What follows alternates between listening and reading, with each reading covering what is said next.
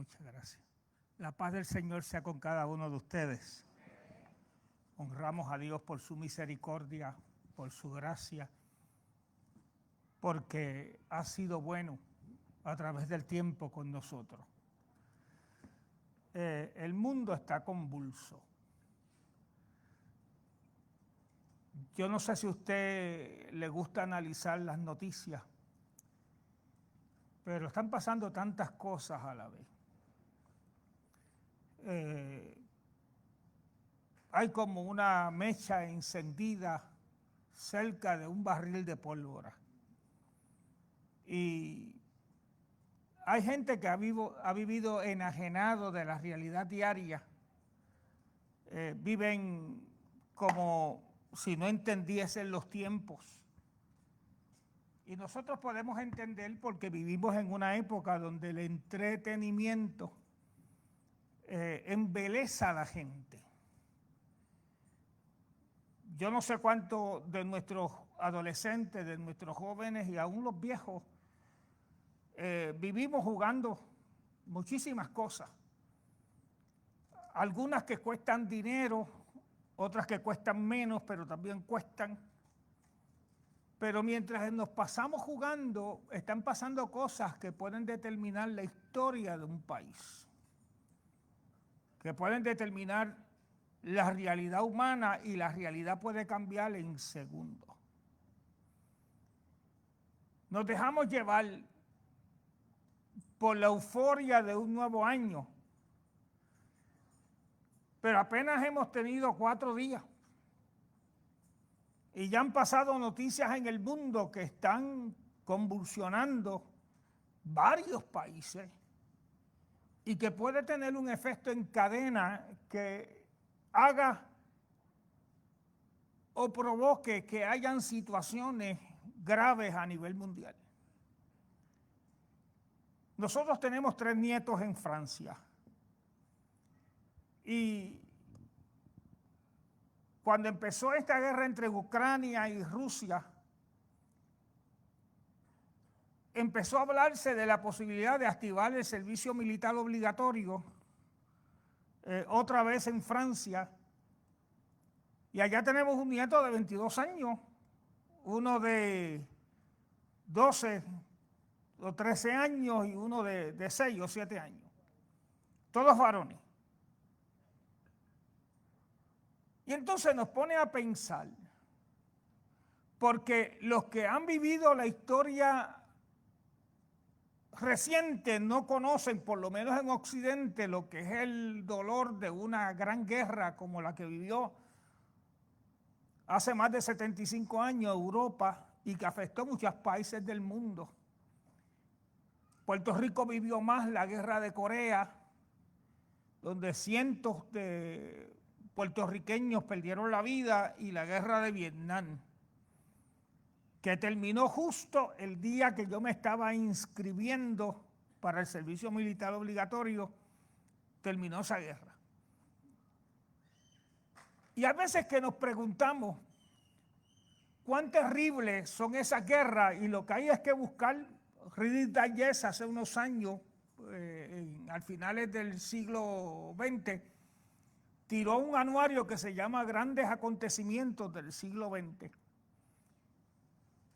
Y yo me imagino que todavía se puede conseguir en Amazon o en algunas otras de estas tiendas que venden libros antiguos. Y hacía un recuento de todas esas guerras y esas cosas que pasaron. ¿Cómo cambió la realidad? De alegría a lágrimas en cuestiones de segundos. Cómo la bomba atómica cambió la realidad del mundo.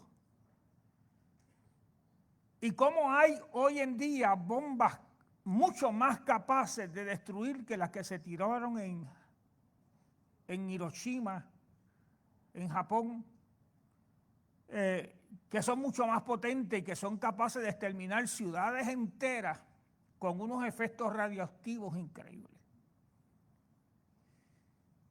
Y nosotros vivimos siempre con expectativa de no tocar las cosas que pueden ser traumáticas en nuestras vidas, y empezamos a negar las realidades.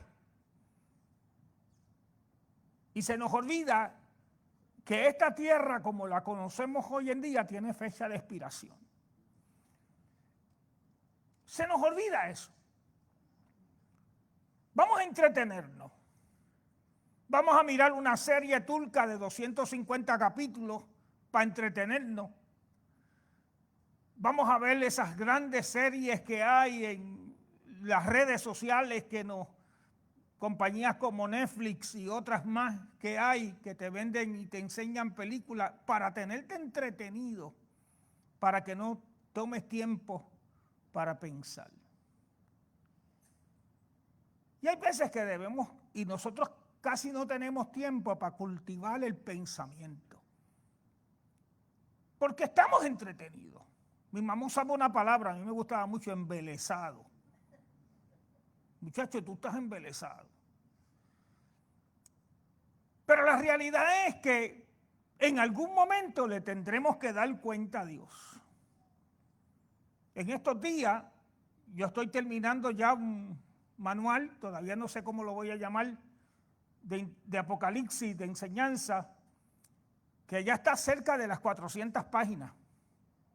Y acabo de entrar en escribir el capítulo 22, del cual yo voy a estar hablando un ratito hoy.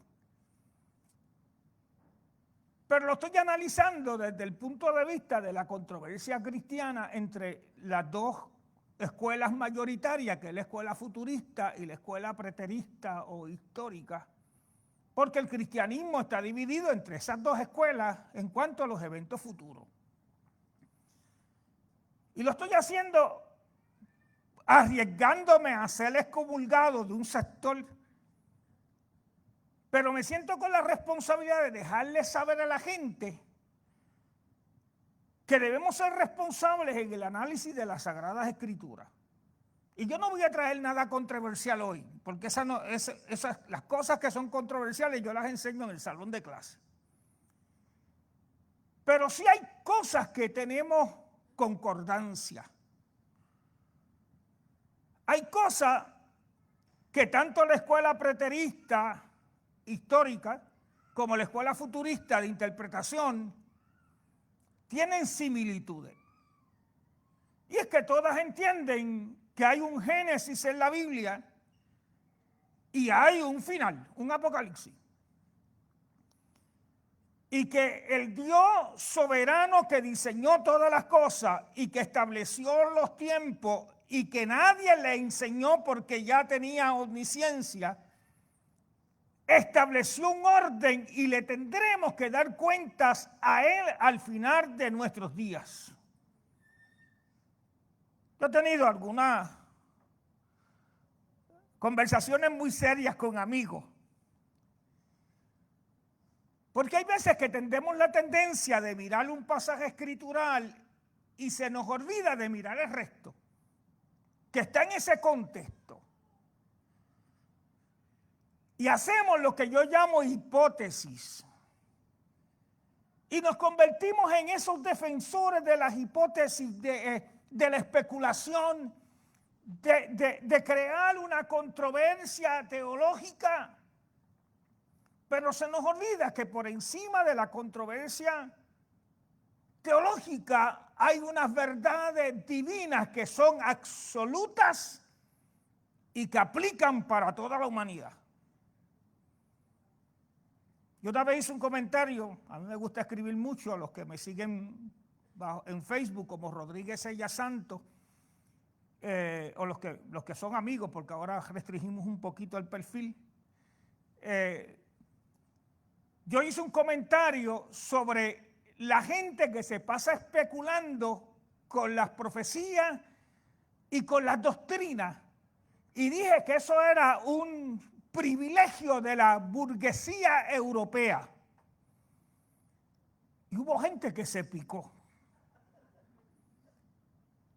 Empezando porque yo tengo un yerno que es europeo. Y me exigieron explicaciones. Porque el Evangelio, usted no lo puede teorizar tanto si no hay que vivirlo. Usted no puede especular demasiado en controversia como sucedieron en el siglo XVII y XVIII entre albinianos y calvinistas. Se hicieron unos grandes concilios para determinar qué doctrina o no aplicaba. Se hicieron grandes sínodos de teología para buscar explicaciones y razones. Pero la gente se le olvidó que más allá de la letra de la teología hay que tener una relación con Dios. Y Dios mira algo y es la sencillez de corazón. Más allá de la letra. Y entonces vemos un cristianismo que se desenfocó, perdiendo la sensibilidad de lo que era correcto, de lo que era profundo, y empezaron a defender teorías. De ahí surgieron de Europa y de la forma anglosajona de ver esa misma teología que se heredó por los emigrantes que llegaron a Estados Unidos. Y empezaron a hacer grupos y cada rato se dividían y se seguían subdividiendo, y otros empezaron a tener revelaciones extraordinarias en salones ocultos y empezaron a hablar de que Dios les habló una y otra cosa. Y usted, no importa el loco que se levante, siempre va a encontrar a alguien que lo siga. De ahí salen los mormones. Hay gente que fueron honestas, como Guillermo Miller, que empezó a ver empezó a buscar los 1200 días que aparecían en Apocalipsis y en Daniel, y los multiplicó como años verdaderos, y empezó a sumar desde el edicto de Artajerjes, y dijo que Cristo iba a venir como en el 1884. Y empezaron la gente a vender sus propiedades. Se creó una euforia, pero no vino en ese año. Él, totalmente sorprendido porque realmente creía eso, volvió a analizar y a sumar, y en aquel tiempo no habían, lo que había era abaco, no habían con calculadoras como las tenemos hoy en día, y mucho menos inteligencia artificial, y dijo: no, me equivoqué por un año, es el año que viene. Y aunque había un disgusto, había gente que había perdido propiedades, le dieron el margen de la duda. Eso está en la historia. Pero tampoco vino el siguiente año. Se hicieron pedazos las ilusiones de mucha gente. Pedazos. Y entonces, de ahí surgen tres grupos. La ciencia cristiana, que es espiritismo con Biblia, con Helena Baker. El adventismo del séptimo día, con Elena White, donde ella dice: no, Cristo vino, pero Él de forma invisible entró en el santuario celestial.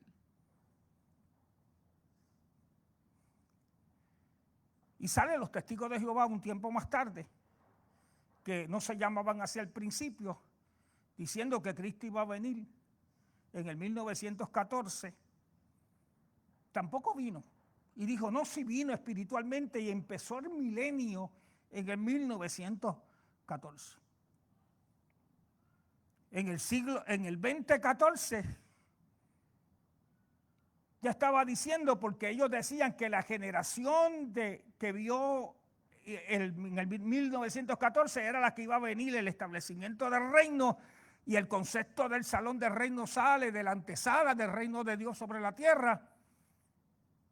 Y se formó un revolú entre la gente. Y hoy tenemos tanta gente que se mete en cuartos oscuros y ve visiones y ve cosas, y han sacado las Sagradas Escrituras del lugar donde merece. Y ya la gente siente, no cree, siente lo que es la verdad. No importa lo que le enseñe las Sagradas Escrituras, crea confusión la gente por lo que estamos viviendo. Y hay incertidumbre. Mire, en YouTube, yo no veo nada de eso. Cada vez que yo veo uno de esos títulos, yo le digo a mi esposa, no te ponga a ver eso. Porque a la vez que abran uno de esos, le van a seguir saliendo todos los chiflados religiosos que hay. Con maremotos, con terremotos, con caos mundial, que si Donald Trump puede ser el anticristo, o Kissinger, ¿te acuerdas de Kissinger? Porque sacaban las letras, los nombres, te buscaban los de la fiesta judía, porque hay gente que tiene tanto tiempo para especular, pero no para vivir para Dios.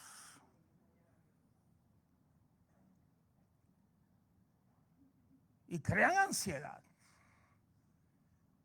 crean temor, crean crisis.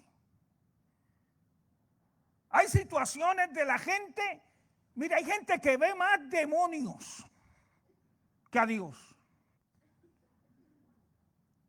Ven influencias, se pasan sintiendo cosas.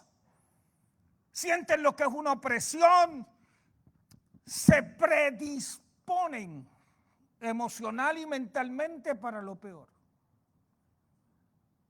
Sin embargo, las Sagradas Escrituras, el conocimiento de las Sagradas Escrituras, lo que le trae al creyente es paz, certeza, realidad. Y hay veces que tenemos que aprender a ver a Dios en medio de cada circunstancia. La Biblia habla de juicio final. La Biblia habla de que Cristo viene a establecer su reino.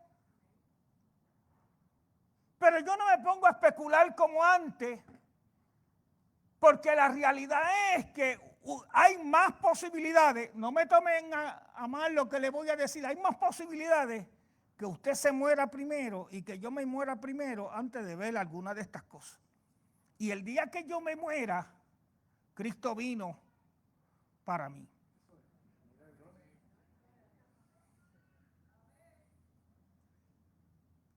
Ya yo entré en la década de los 70. Yo no voy a preguntar cuántos están ahí.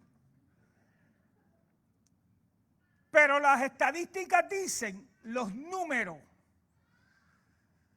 que aunque muere gente desde que nace,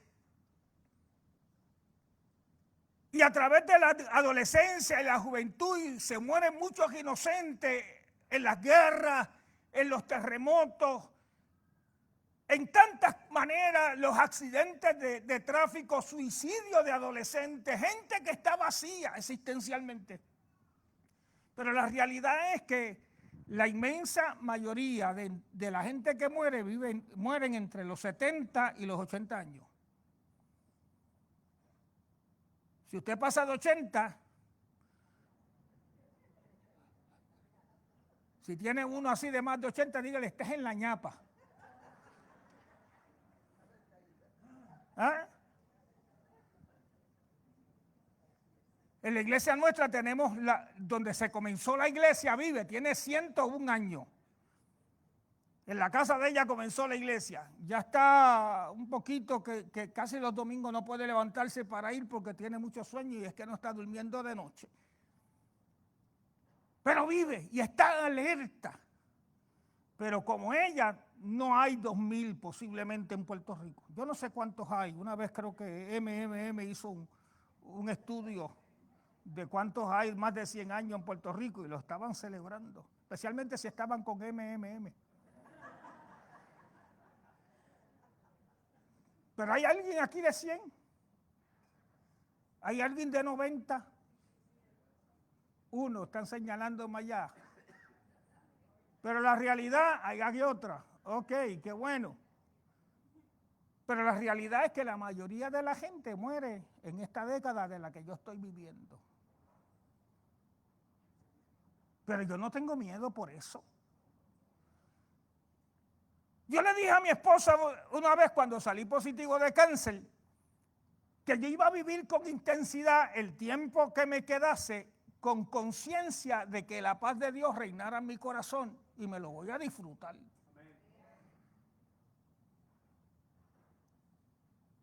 Porque yo tengo una certeza, una claridad de futuro. Y cuando nosotros hablamos de nuevos comienzos, cuando estamos celebrando un nuevo año, que hemos hecho de todo, hasta hemos tirado nuestros explosivos, legales e ilegales.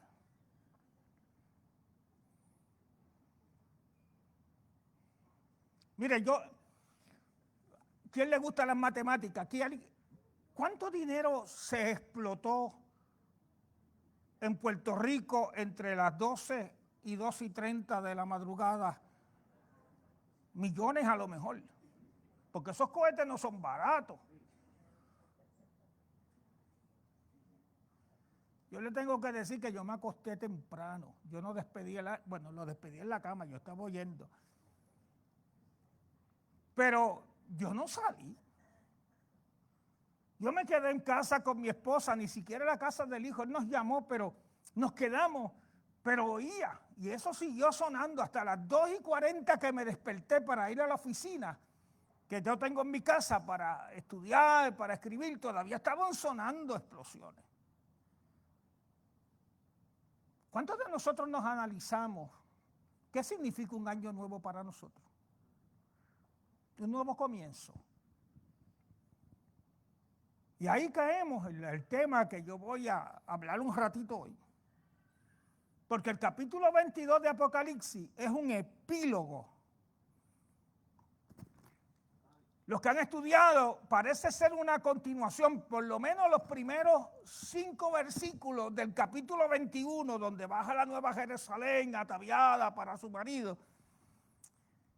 Pero nos está hablando de un nuevo comienzo, de un nuevo orden, de futuro. Mire, usted no tiene que ser ni religioso ni cristiano para saber que la tierra que nosotros vivimos hoy en día está en problemas. Un problema de agua tremendo. Una de las razones de la revuelta en Irán es en el agua. Pero como ellos, hay una serie de países en África. Problemas económicos. Gente que está viviendo más allá de su realidad. ¿Cuántos tienen tarjetas de crédito con, no me alcen la mano, con deuda? Son preguntas que hago al azar. Que le ponen una presión. Yo me senté con una parejita que vino yo no doy consejería, yo no tengo licencia, yo doy consejo. Yo dialogo con la gente. Es lo que yo hago, yo dialogo con la gente. Yo cambio impresiones. Pero una parejita pagaba $890 de casa. 850 de carro. Tenían celular. Tenían plan médico, jóvenes. Lo tienes en colegios privados. Tenían una ansiedad. Eran cristianos, pero yo no sé si diezmaban, no les pregunté. Se ven obligados por la sociedad porque ahora las mujeres no cocinan domingo. Yo sé que eso no pasa aquí. Pero ya están pensando dónde van a comer. Y a menos que usted no se vaya a la realidad que usted se puede gastar en una familia de 5, 120, $125 más propina.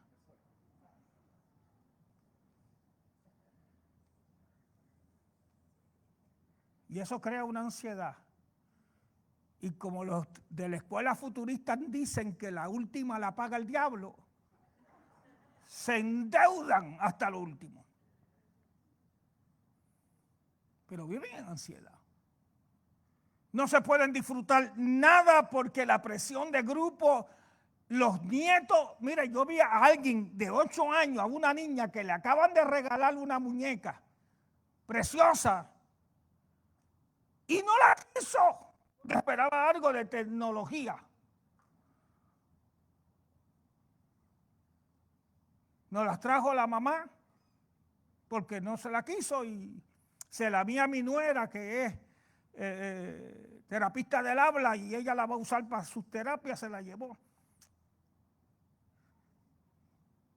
Porque hay una insatisfacción. Ya los nenes le hacen la lista y que a Santa Claus. No le quiero dañar las navidades a nadie. Pero Santa Claus no las paga. Y deja una carga emocional. Usted ve la cara de disgusto en los intercambios de regalos, la insatisfacción.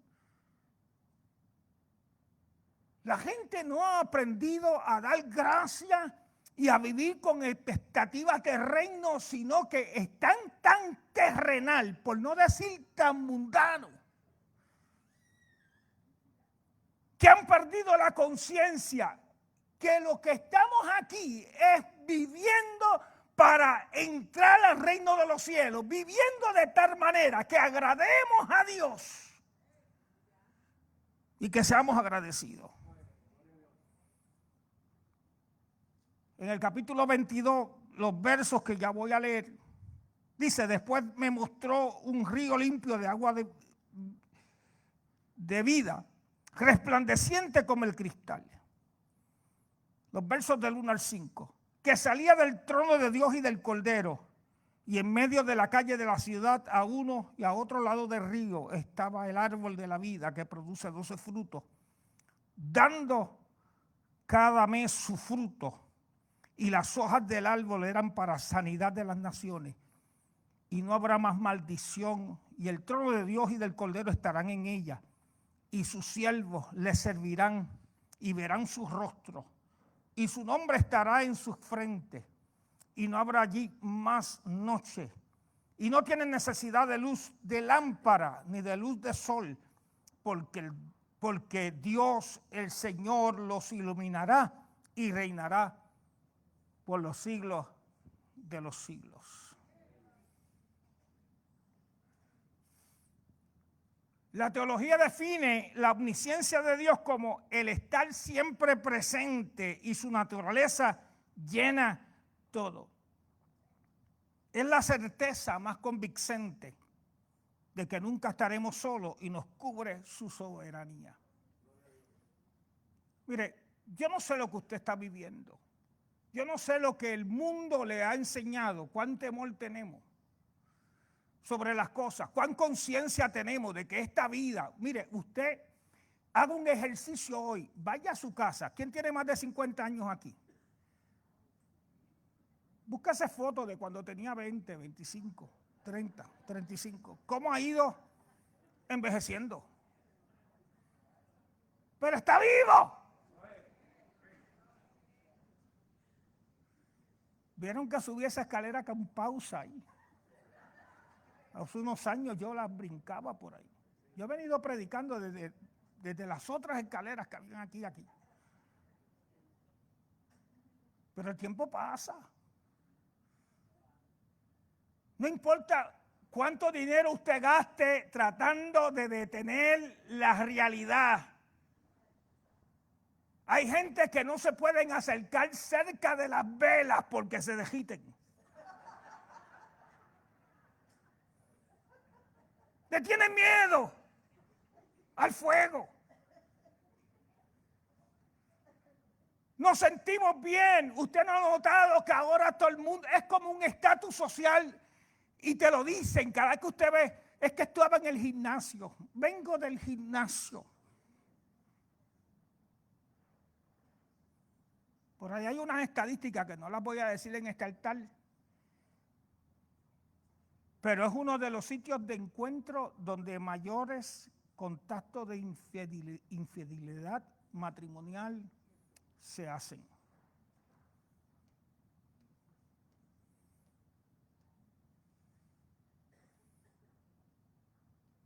Mira, la vejez es algo digno. Y el creyente tiene una certeza de que le tendremos que dar cuenta a Dios y hablamos de eternidad, pero vivimos en lo terrenal. Hablamos de trascendencia, pero estamos detenidos en lo efímero. Su presencia, la conciencia de que Dios es real, no garantiza que todos los enemigos van a ser sometidos al señorío de Cristo. Eso es lo que dicen los capítulos anteriores. Satanás será atado, echado en el abismo, después va a ser soltado en el capítulo 21 al final y será echado en el lago de fuego. El anticristo y el falso profeta serán echados en el lago de fuego. Todo lo que provocaba la maldad y el pecado será destruido. Y hay una nueva vida en Cristo Jesús. Esa es la esperanza del creyente. Le tendremos que dar cuenta a Dios. Los enemigos, entiéndase Satanás, la muerte y todos los efectos del pecado van a desaparecer. Y una nueva realidad se asoma sin maldición ni dolor. El Edén es restituido, como los versos que nosotros decimos y que acabamos de leer. El cuadro que Juan está mirando en visión es narrado de una forma tan descriptiva para que no dejemos a un lado ningún detalle. Dios va a restaurar la humanidad. Pero usted sabe lo que es la ausencia del pecado. Es algo que nosotros no podemos entender porque desde que nacimos estamos expuestos al pecado, a la maldad, a la mentira, a la ansiedad, a la crisis, a lo peor, pensamos lo peor. Estamos predispuestos a la tragedia, a la mala suerte. Los muchachos que se casan ahora le empiezan a decir, prepárate, estudia, porque los matrimonios no duran. Tenemos cuántos hijos sin padre, cuánta gente que quedó embarazada y algunos los tuvieron, otros los abortaron. Gente que no estaba contenta con su sexo de nacimiento y quisieron alterarlo.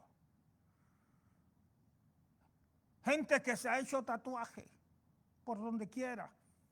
Yo me he quedado sorprendido. Ahora en cada sitio hay 2 o 3, cada pueblo, 4 o 5 sitios de hacerse tatuaje.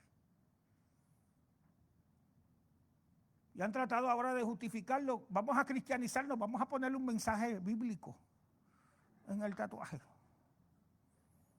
Cada cual es dueño de tomar sus propias decisiones. Porque como yo siempre digo, suya es la decisión, suya también las consecuencias.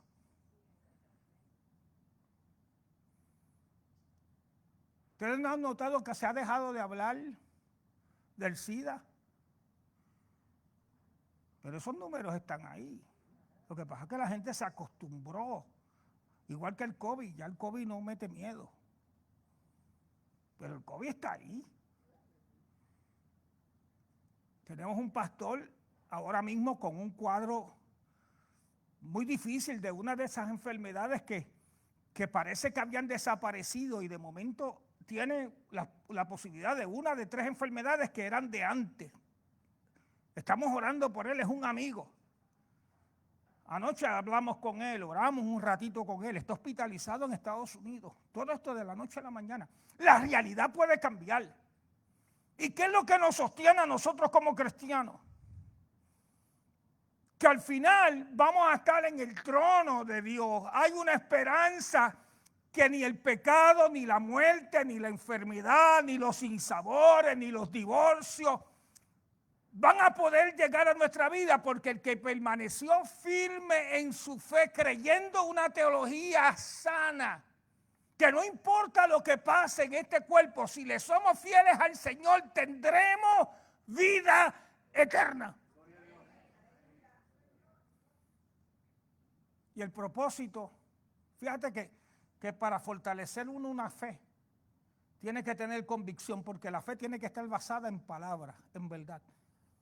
No en el vacío, no en la incertidumbre. Es saber quién tú eres como cristiano, qué estás dispuesto a pasar, qué estás dispuesto a soportar, qué estás dispuesto a resistir. Hace rato que me salí del bosquejo. Este bosquejo lo voy a poner mañana en nuestra página de Facebook para los que lo quieran seguir. Pero ¿sabes qué Juan ve en la visión? Una visión de un río que nace del trono de Dios y que empieza a correr por la ciudad. Y divide la ciudad en dos. Recuérdate que es una visión. Y Juan lo que está mirando es que algo parecido en el Edén, donde habían 4 ríos que salían del Edén, alrededor del Edén, ahora hay un río que sale del trono de Dios corriendo por la ciudad, que es la Nueva Jerusalén, que sale del trono de Dios. Y dice que habían árboles alrededor de las rivieras de ese río, que empezó un poco más angosto y iba anchando, que daba un fruto constantemente. Un fruto de vida, para sanidad de las naciones. ¿Te acuerdas del árbol del Edén? El árbol de la vida, ahora restaurado. Te habla de plenitud de vida, de conciencia. Y ese río inunda las calles. Y yo me quiero detener y no voy a abundar mucho más sobre eso, más allá de quedarme en el agua viva. La Biblia enseña que el agua viva está asociada con la vida eterna.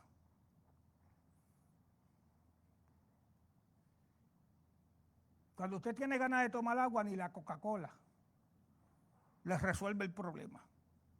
Agua es agua. A mí me gusta tomar agua. Mire lo que dice Juan capítulo 4, versos 13 y 14.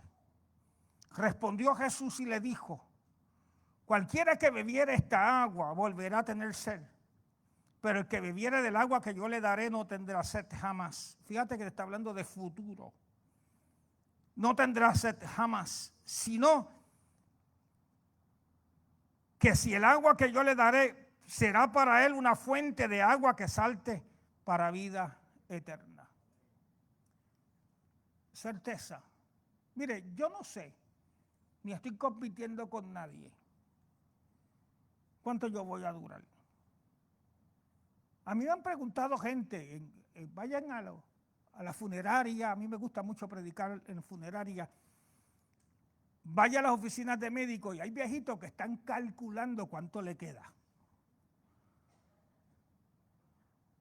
Y aun cuando el médico le da una mala noticia, la pregunta casi obligatoria es: ¿cuánto usted cree que me quede? ¿Para qué usted quiere saber? ¿Alguien me puede contestar? ¿Para qué usted quiere saber cuánto le queda? ¿Para prepararse? Estoy preguntando. Para arreglar las cuentas, una de las preguntas que yo le hago, que voy a ver a los enfermos en el hospital, porque todo el mundo espera que usted ore para que el Señor lo sane, pero el pastor tiene otra obligación. Yo voy y le pregunto: ¿tú tienes que arreglar algo? Porque ellos quieren esperanza. Mire, están viejos que no se quieren morir y quieren que tú ores por sanidad divina. Yo a veces le digo: arregle su vida con Dios. ¿Tiene alguien que llamar para pedirle perdón? ¿Tiene un hijo para arreglar la situación? No espere, mire, no espere en una fiesta. Arregle con sus hijos, con su esposa, la que duerme con usted, que están a veces enojados, porque qué diferentes somos los hombres y las mujeres. Tenemos visiones de vida distintas. Yo no pienso mucho en las cosas, mi esposa piensa. La mente de la mujer, yo no sé, comprender la mente de una mujer es una ciencia que no se ha escrito todavía.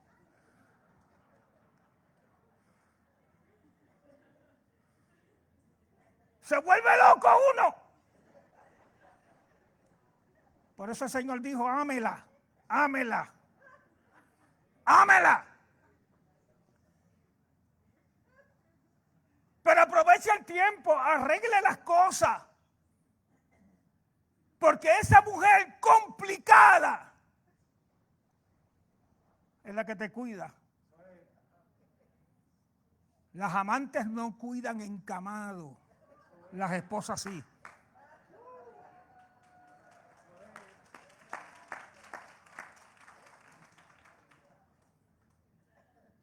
Porque vemos cómo envejece ella, pero dese un baño de realidad también. Mírese desnudo en un espejo.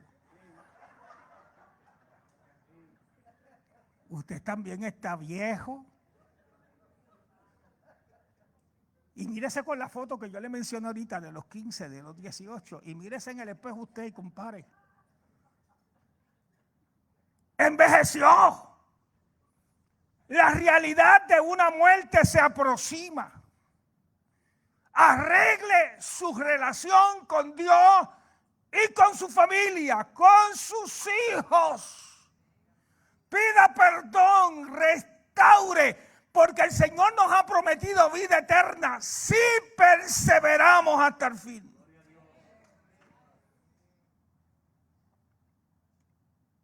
Es tomando agua de vida, la que Cristo da, que establece una nueva realidad, que se implementa una verdad, se establece que hay vida que trasciende, que hay eternidad, que hay un nuevo comienzo al final de la vida. Pero aquí es que se empieza a vivir, teniendo una relación con el Cristo que da el agua de vida. Con toda esta incertidumbre que hay en el mundo, con todas estas controversias entre las iglesias, entre las doctrinas. Juan capítulo 7, verso 37 al 39 dice: en el último día, en el último y gran día de la fiesta, Jesús se puso en pie y alzó su voz diciendo: si alguno tiene sed, venga a mí y beba. El que cree en mí, como dice la Escritura, de su interior correrán ríos de agua viva. Y esto dijo del Espíritu que habría de recibir los creyentes en él, pues aún no había venido el Espíritu Santo, porque Jesús no había sido aún glorificado. ¿De qué estamos hablando? Certeza, seguridad, algo que sentimos los creyentes, que tenemos perdón de Dios, y es paz interior, es presencia del Espíritu Santo, es confianza. Mi abuela murió como a los 85 años por parte de padre. Yo fue la única de los abuelos que conocí. Mis abuelos maternos habían muerto cuando yo nací y mi abuelo paterno había muerto. Esa viejita fue la única que yo conocí. Católica de toda una vida hasta que se convirtió al Señor. No sabía de letra. No sabía leer ni escribir. Pero todo el que le llegaba a la casa, ella le decía, tenía la Biblia marcada, léeme donde está marcado, de ahí para adelante. Del capítulo tal que está marcado, léeme lo siguiente. Y se sentaba a escuchar.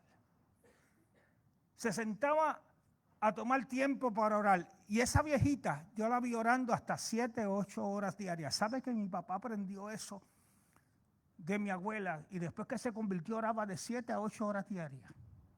3 por la mañana, 2 al mediodía y 2 por la noche. Yo me quedé sorprendido con él. Y mi abuelita tenía esa certeza de que algún día se tendría que encontrar con el Señor. Y un día, viviendo en Bayamón, se habían venido para Puerto Rico, fue y se puso una batita nueva. ¿Sabes que antes, porque esas viejitas han desaparecido, ya no hay viejitas como las de antes tampoco? Yo me he quedado sorprendido. No hay viejos. Fue y se puso la batita nueva y le dijo a Cecilia, su hija, llévame al hospital. Y Cecilia le dijo, pero mamá, ¿te sientes mal? Le dijo, no, llévame al hospital. Ella se había bañado y se había untado. ¿Se acuerda de aquel polvo que venía con la motita? Se había empolvado.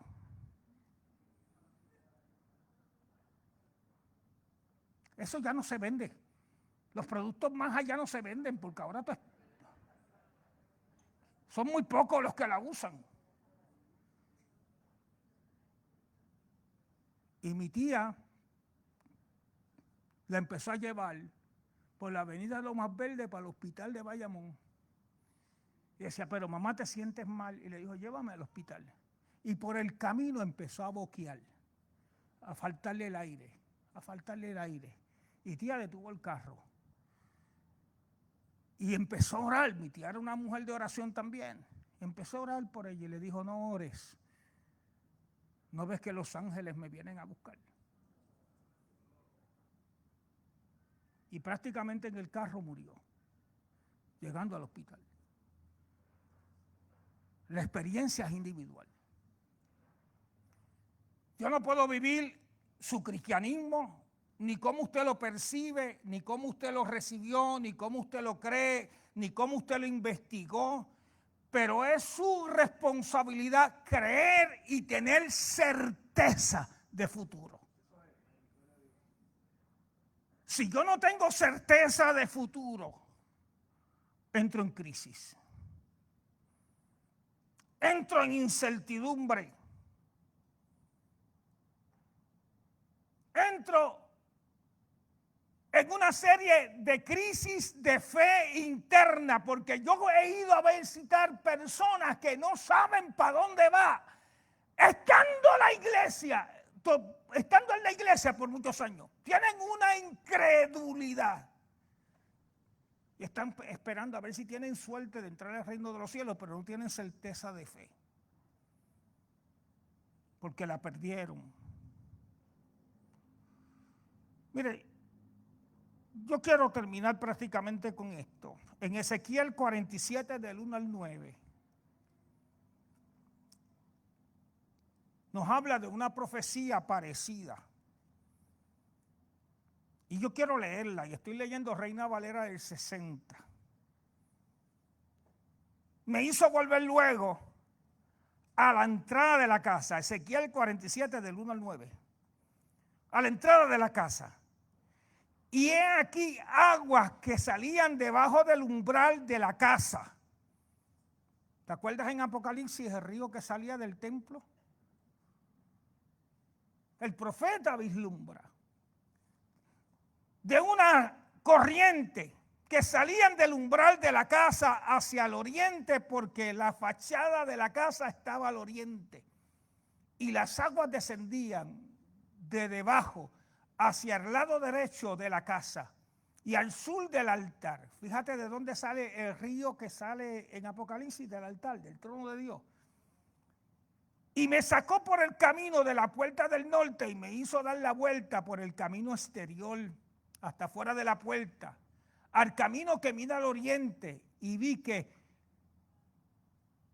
las aguas salían del lado derecho, y salió un varón hacia el oriente llevando un cordel en su mano y midió 1000 codos y me hizo pasar por las aguas hasta los tobillos. Midió otros 1000 codos y me hizo pasar por las aguas hasta las rodillas. Midió luego otros 1000 codos y me hizo pasar por las aguas hasta los lomos.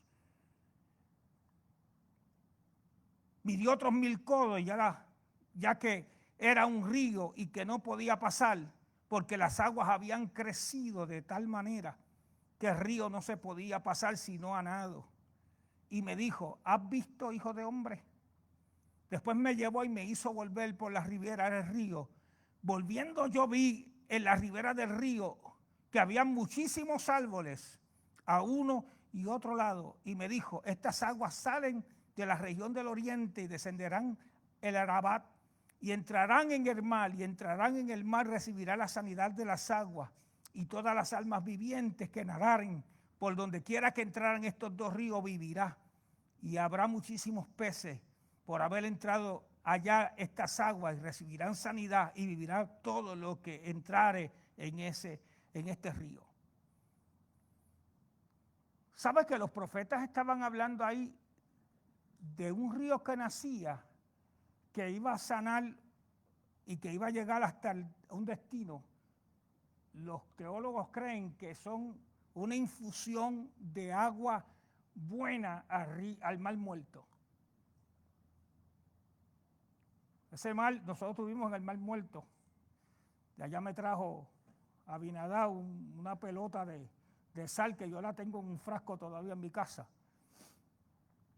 Y está hablando de vida, de certeza. Fíjate que los profetas vislumbran desde la posición donde ven la visión y miran hacia el final.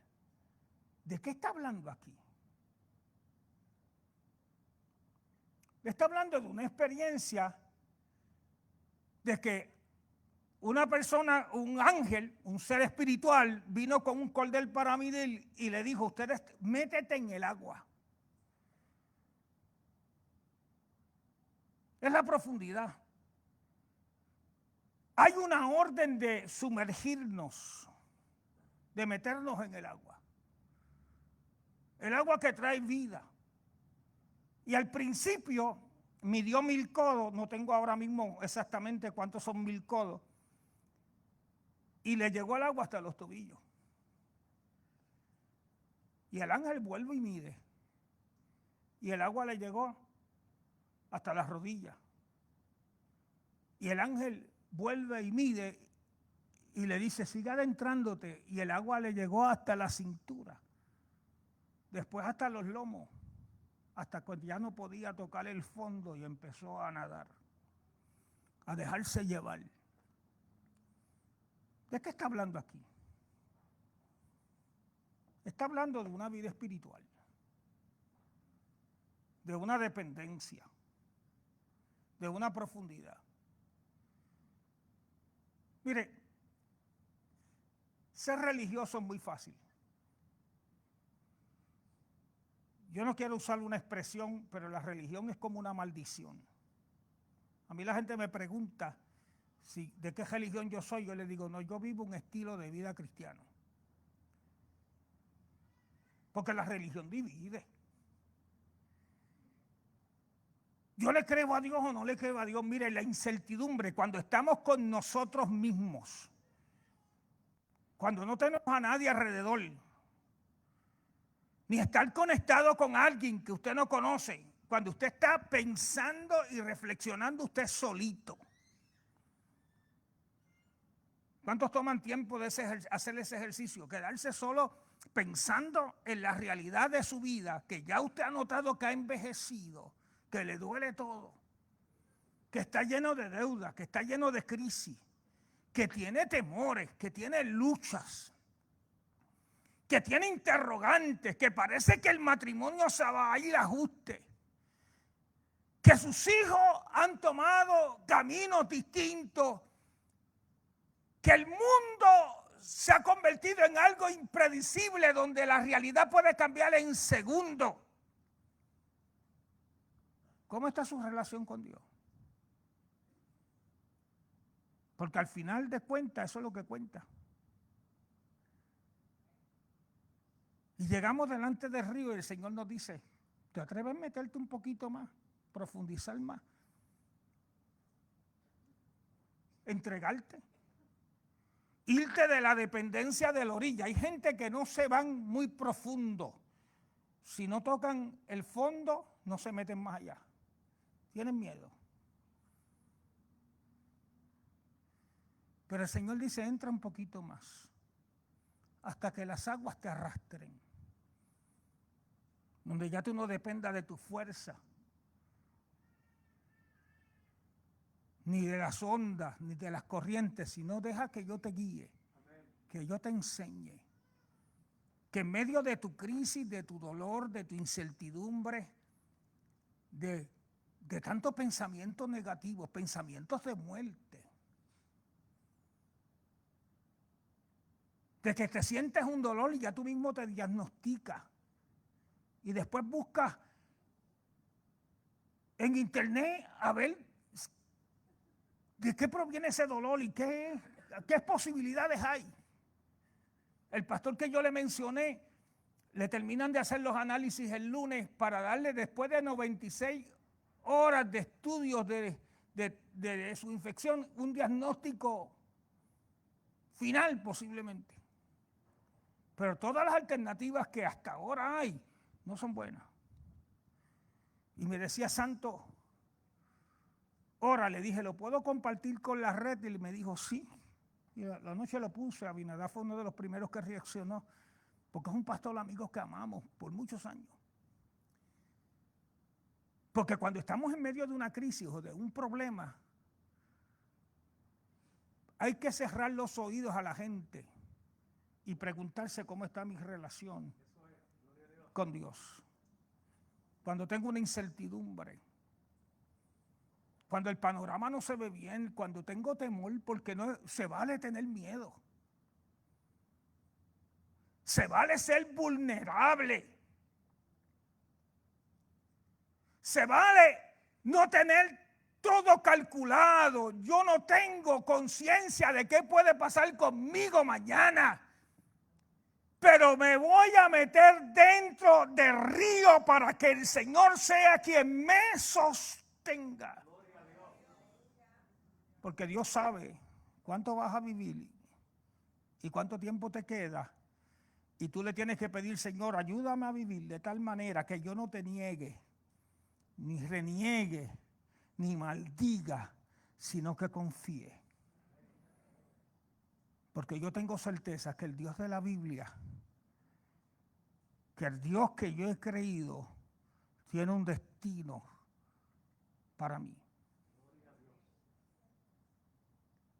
Y por eso es que está Apocalipsis ahí, para dejarnos saber que no importa cuánto el diablo haya revuelto el mundo, será derrotado. No importa lo que la teología haya dicho, la Biblia dice, si confío en Él y creo en Él, Él me llevará y me guiará y me sostendrá en medio de mi noche oscura. Hace muchísimos años vivíamos en un Ártico, y con esto termino, para orar. Y un muchacho tocó a mi puerta. Teníamos 5 cuartos rentados, tocó a mi puerta y me dijo, ¿me puedo quedar en tu cuarto? Porque hay muchos demonios que me atormentan en el cuarto donde estoy. Y yo me le quedo mirando al muchacho. Mi cama era de una plaza. Él quería quedarse en mi cuarto. Y vuelvo y lo miro. Y le dije, pasa, ahí está la cama. Yo agarré mi almohada y mi sábana. Y me dijo, ¿y tú para dónde vas? Yo dije, para tu cuarto con los demonios. Me fui para allá, cerré la puerta. Hice una pequeña oración y dormí lo más bien. Porque cuando tú tienes certeza,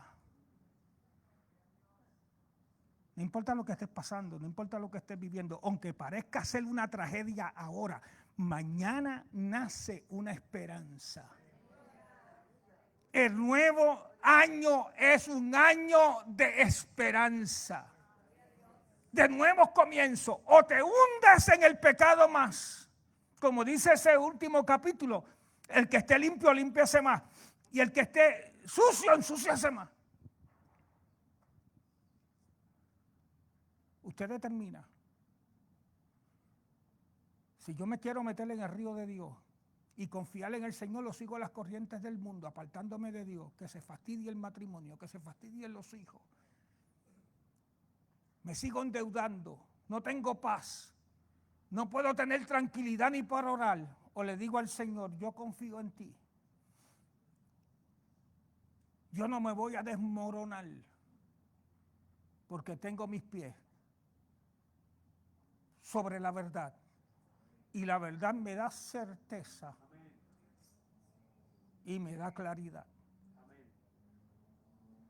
Yo no sé si usted va a estar viviendo un momento de incertidumbre donde no encuentra respuesta. Pero yo te invito a reflexionar. Pongámonos de pies.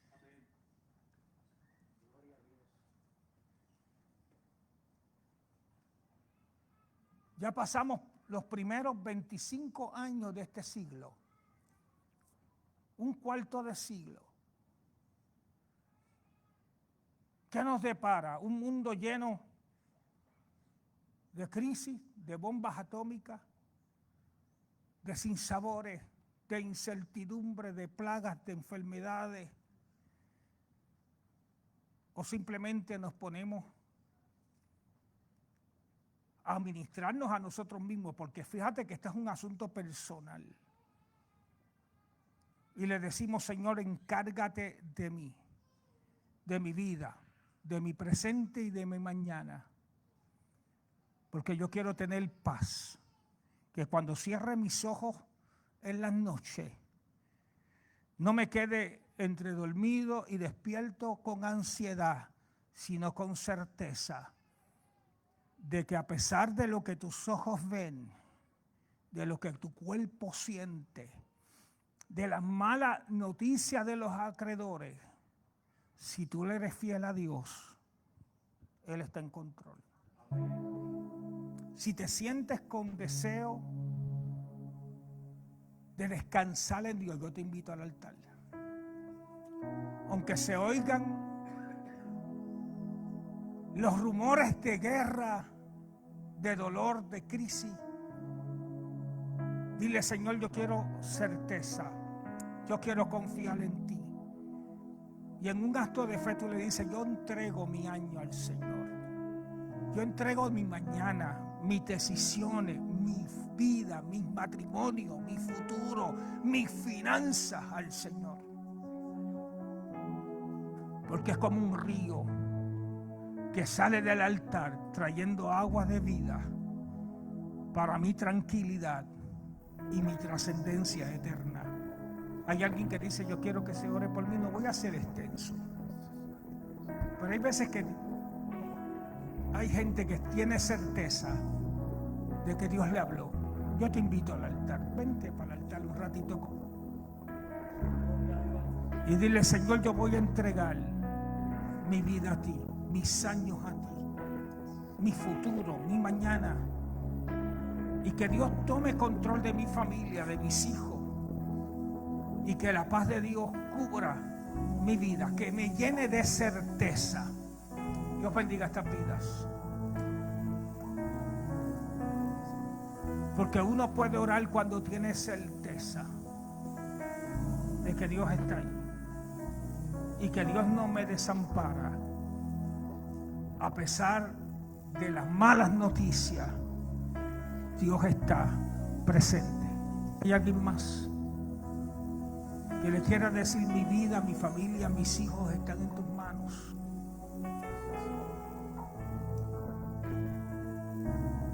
Es que a veces parece negro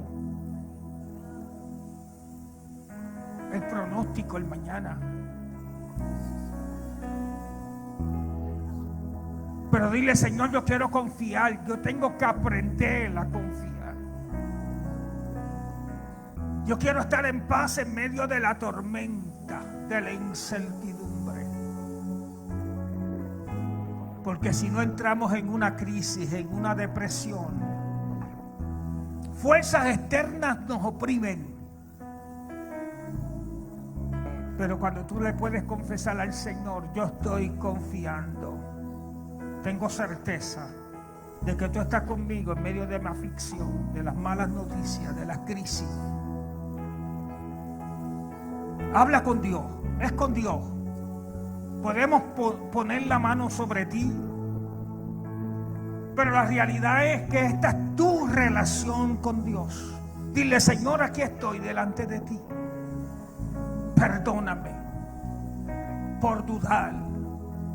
Perdóname por haber abierto las puertas a tanto entretenimiento que se nos ha olvidado que Dios es real, que Dios está en control, que Dios sigue en su trono. Apocalipsis presenta a Cristo triunfante, recibiendo gloria y honra, no solamente al que está sentado en el trono, sino al Cordero. Porque venció. Porque es posible vencer. Porque es posible prevalecer. Y que el Espíritu Santo de Dios obre de una manera especial en nuestras vidas. Dile: Señor, yo elijo creer. Ayúdame a creer. Enséñame a creer y que tenga paz, porque mi futuro está en tus manos. Dile: Señor, mi futuro está en mis manos, en tus manos. Dile: mi futuro, mi mañana está en tus manos. El tiempo que nos quede sobre la faz de la tierra, el que sea, está en tus manos. Y que yo pueda vivir con certeza, con certeza, con certeza, con certeza, que el día que yo cierre mis ojos en la faz de la tierra, los abro para Dios en la eternidad.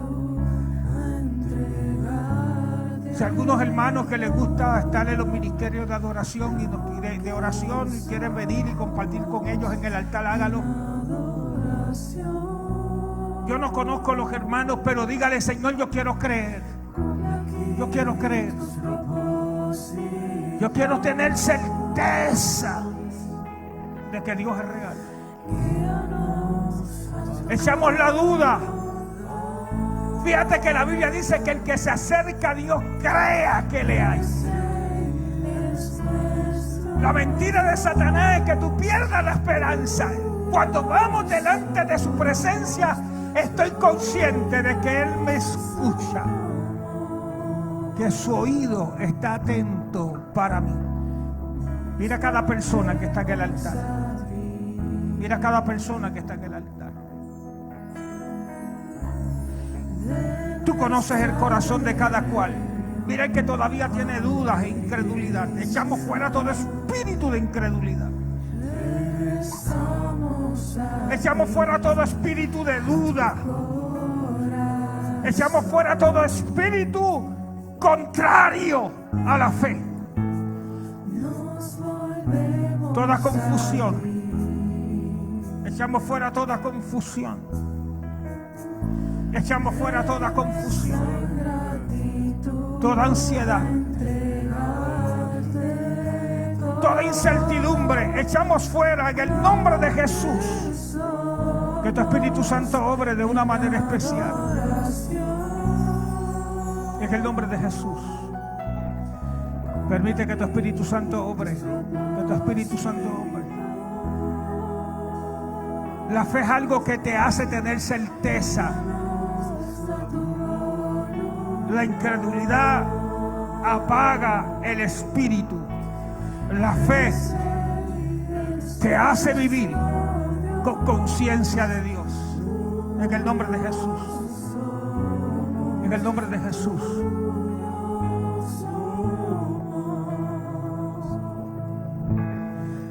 Aquí tus propósitos.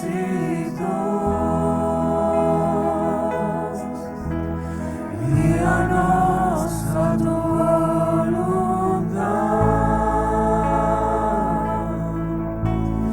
Eres Él, eres nuestro Dios. Tuyos somos, tuyos somos. Cumple aquí tus propósitos.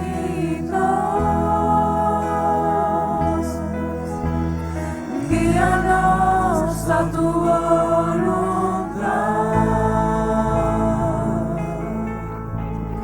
Eres Él, eres nuestro Dios.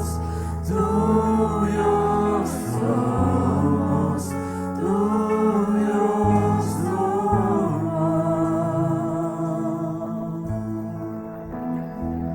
Gracias, adoración. Gracias, mis amados, pueden sentarse. Damos gracias al Señor. Es sorprendente que el mensaje que yo tenía para hoy es exactamente la palabra que Santo acaba de traer. Y lo tengo, el bosquejo, de hecho lo voy a predicar. ¿Qué tú tienes para el nuevo año? ¿Cuáles son tus metas para el nuevo año? Y en tu primera meta, Conocer a Dios, adentrarte en el conocimiento de Dios, no es conocer de Dios, es conocer a Dios. No es tener religión, es tener relación. Que podamos acercarnos a Dios confiadamente. Les pido disculpas, ¿verdad? Los hermanos que estaban, no me pude acercar a orar.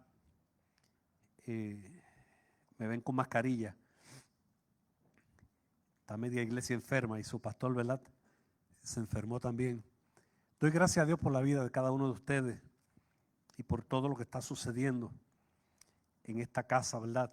Nos visita Dismari, Jaden, Kaden, invitados por Dinoski y Wanda. ¿Dónde están? Amén, amén. Ah, están aquí. Qué bueno. Bendiciones de lo alto. Yo buscándolos para allá atrás. Qué bueno. Bendiciones. Estamos a la orden en lo que podamos servirle. Póngale nombre a esa silla donde usted está. Qué bueno. Ani Colón pide oración. Estuve con Nancy allá en su casa. Nuestra amada hermana Nancy se nos cayó. Erika, ¿cómo está mamá? Tía, ¿está mejor? Ahí. Sí, estaba en su cama, siempre nos sigue. Nancy, te amamos. Pude estar con ella, compartir un ratito. Giovanni Soy, una sorpresa para mí verlos hoy. ¿Verdad? Me emocioné al verlos. Tuve el honor de casarlos. ¿Cuánto tiempo hace de eso? 4. Es un tiempito atrás, pero qué bueno verlos aquí. Para mí, ¿verdad? Es un privilegio el poderles saludar en este primer culto del año. Antes de los anuncios finales, ¿verdad? Quiero, Pastor Santos, agradecido. Gracias por traer siempre una palabra. El próximo domingo, mire para acá, tenemos 1, 2, 3, 4. ¿Para qué son esos cables? Es que el domingo hay drama aquí. El domingo no hay mensaje. El mensaje va a ser un drama. Y yo quiero que usted invite gente. Invite gente. Hace tiempo que no se montaba un drama y se está montando un drama. Y lo vamos a hacer el domingo. Vamos a apagar luces. Si, ¿verdad? Queremos que usted sea bendecido. El drama se titula Tras los pasos de la voz que preparó el camino, hablando de la historia de Juan el Bautista. Invite gente. ¿Por qué lo vamos a hacer el domingo?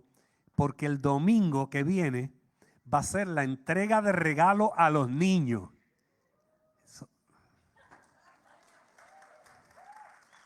Yo pensé que los niños iban a gritar y todo. El domingo va a ser la entrega de regalo a los niños de esta casa. Y es bueno porque ya los reyes pasaron, así que yo no sé si los niños son como mis nietas. Mis nietas siempre quieren más. Y tienen 14, 15, 18 toneladas de juguete. Pero siempre quieren más. El próximo martes no tenemos culto, ni por la mañana ni por la noche. El Día de Reyes. Los cultos nocturnos se reanudan el próximo jueves. Y si Dios permite, su pastor tiene salud, voy a estar trayendo un estudio bien interesante, el próximo jueves. Enfermo, desde su pastora Eva, Juanita Neri, Nicole, Eladio, Juanita, Cuchicheo y el nieto. Cuchicheo. Emilia, Agustín, Delia Tolentino y siguen sumando. Varias personas más, ¿verdad? Sigamos orando por Venezuela, que Dios ponga su mano, como les dije. Ya tenemos noticia, ¿verdad?, de nuestras iglesias en Venezuela, de que todo está marchando bien, confiando en el Señor, que Dios ponga su mano. El discipulado tiene un anuncio final, nuestra amada hermana Iris, pasa por aquí. Iris Soto, ¿no? ¿Sí? El discipulado. Sí.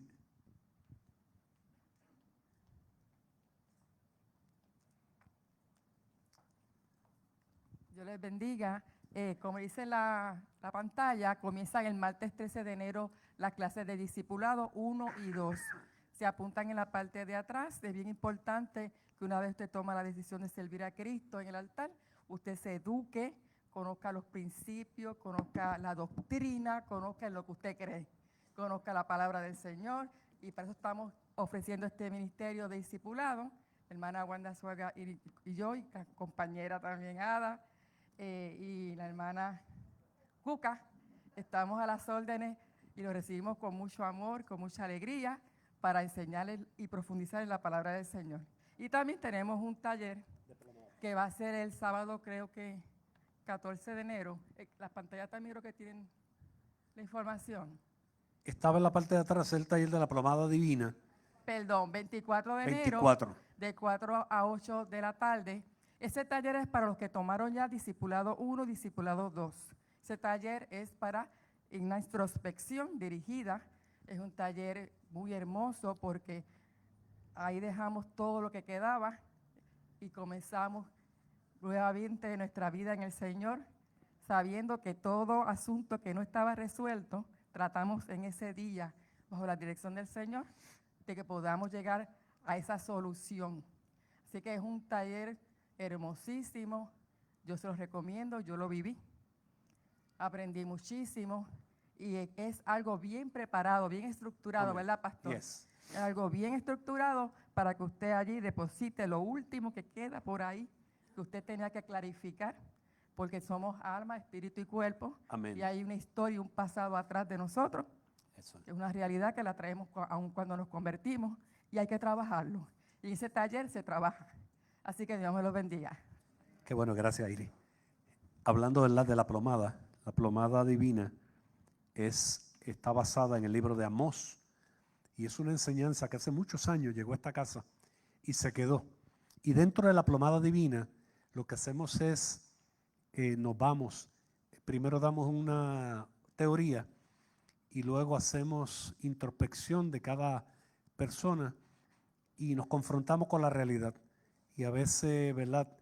Hemos descubierto cosas lindas de personas que vienen arrastrando cadenas de mucho tiempo atrás y son liberados en ese tiempo de la plomada.